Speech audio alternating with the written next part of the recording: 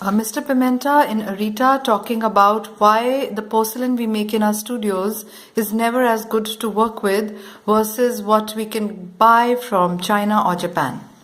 Okay, so the first thing is that what studio potters and artists learn at the university or learning in art studio is to make one fake porcelain using three minerals.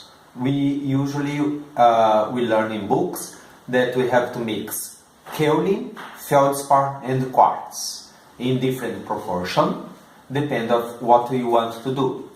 But the main point is that even we mix these three material in different proportion, each book gives us a different recipe.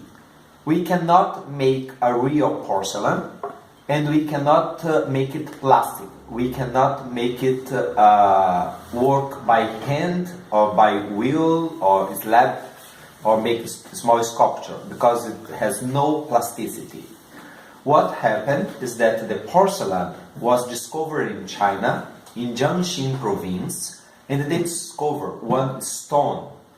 The same kind of stone, the same family of stone was later discovered in Korea and then in Japan, where we are now in Arita. So, who discovered the deposit of this clay, this stone, sorry, is a stone, not a clay. Who discovered the deposit of this stone in Arita was one Korean guy in the year of 1616. What he discovered is this. It's a kind of stone, it's a hard stone. If we put it in the water, it will not melt. What happened with the kaolin? The kaolin is very soft. We can break the kaolin with the hands. If we put in the water, it gets very soft and we can do a lot of works with kaolin. Everybody who make pottery or glaze, I think have been using kaolin before. So the name of this stone cannot be called kaolin. Even in Arita, everywhere in the map, in the deposit, in the mine where they take this, is writing kaolin mine or kaolin quarry. It is not a kaolin, so it's a wrong definition. For me, the right definition, supposed to be like the translation in Chinese, is porcelain stone, because it's one stone that is a red porcelain. They have all the three material that I said before, the kaolin, feldspar, and quartz, plus the plasticity. They have a special property when it's ground, make a powder, just to put water and you have the porcelain clay to throw, to make sculpture, you can work easy. I don't know if you can see here, it is a little brown, a little dark, it's not completely white. You can see that have some reddish, yellowish here. This is iron contaminant, okay? This is iron oxidized. So the porcelain stone also have iron. And it is interesting because many potters, we know the very famous glaze, traditional Chinese glaze, that's called the celadon. And the celadon is bluish.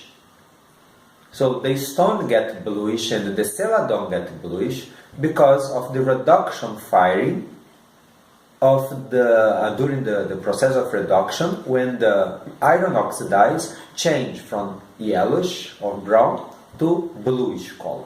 Okay, so the Chinese, they start to clean this stone years ago and centuries ago by decantation. So they put water, they ground it, put water, they have metal, they have material goes down, and they stay only that water.